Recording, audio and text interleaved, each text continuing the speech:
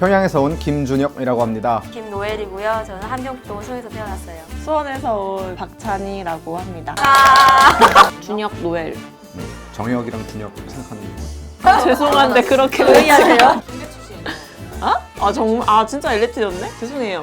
그게 아니 북한의 이제 리정혁이라든지 백화점 딸 네네. 되게 엘리트잖아요. 아니요. 근데 근데 걔네가 유학을 가는데 그게 진짜 가능한 건지 엘리트라고 들었어가지고 제가 엘리트만 답변할 수 있어요. 유학을 가는 사람들이 있긴 하죠. 굉장히 소수의 사람들이고 그래서 러시아로 가기도 하고 제일 많이 가는 것은 중국이고요. 저도 중국에서 유학을 하다가 한국으로 왔기 때문에 스위스로도 가요? 스위스로도 가죠. 이탈리아도 가고 김정은 빼고는 없어서 있어요. 가요. 네, 지금 있는 사람들도 있고요. 이탈리아도 가고 프랑스도 갑니다. 원래 리정혁은 단이랑 결혼을 해야 되는데 실제로 그렇게 좀 정략 결혼 많이 하는지? 종역 결혼 많이 하죠. 김일성 종합대학이라고 북한에서는 좀 알아주는 대학교가 있는데 그 대학교에 입학을 하면은 출세길이 어느 정도 열리거든요. 그러면 입학하면 바로 이제 중매 제의가 들어오기도 하고 정략 결혼 저도 대학교 때 정략 결혼 상대가 있어가지고 연애도 했었고요. 사실 한 3개월 정도 정학 결혼 상대랑? 그러다 유학 나가는 바람에 깨졌는데 잘 지내니? 북한 연인들이 약간 갈대밭 뭐 이런 데 있잖아요. 그런 데서 그거 한다고 내가 들었거든. 사랑 나누는 거. 그렇게 조심스럽게 얘기해 다들. 네. 다들 뭐요? 그러니까 끝까지 해주세요. 남한에서는 남한이래. 우리 뭐야? 남한 맞아요. 나만 맞아. 헷갈리세요. 어디 샀어? 그러니까 남한에서 그러니까 모텔 가고 이런 게 좀 자연스럽고 뭐 쉽게 갈 수 있으니까 이제 북한은 그런 제약들이 많으니까. 그래서 어떻게 하셨어요?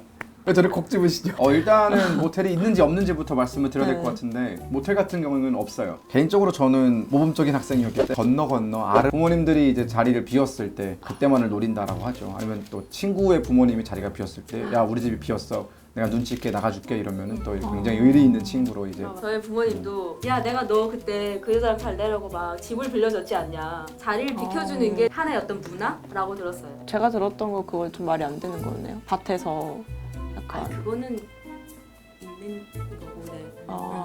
바람이 네. 하나도 안 부는데 옥수수 어디만 흔들리고 이런 얘기를 들어가지고 근데 진한 거 보고 근데 싶으면 저도 얘기를 들었던가 이게 진짜 얘기를 들었어요. 지금 다들 자기 이거 가리려고 중국에 있을 때는 어떠셨어요? 제가 중국에 있을 때요. 어쩔 수 없이 학교 내에서 마주칠 수밖에 없고 또 같은 반에서 공부를 하다 보면은 말을 섞을 수밖에 없잖아요. 근데 우리가 교육참사한테 가서 어떻게 해야 되냐라고 물으니까 인사 정도 나눌 수 있고 숙제 같이 해라. 근데 밥 먹으러 간다거나 술 마시러 간다거나 이런 식의 행위를 하지 말아라 라고 가이드라인을 줬었는데 그걸 누가 지킵니까? 그냥. 그러니까 그러면은 이제 거기서 정분도 낼 수 있는 거죠. 남자아이들이랑 많이 지냈어요 저는.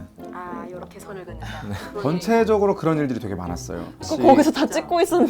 1년에 한 번씩 평양에 귀국해가지고 사상총화라는 걸 해요. 유학하면서 섞어병는 머리를 다시 한번 이렇게 리프레시 한다라는 일본인이랑 정분이 나가지고 둘이서 결혼하네 마네 이러다가 그게 국가보육에 걸린 거예요. 그러니까 이 친구가 죽겠다고 창문에서 뛰어내렸어요. 근데 그 2층인 거예요.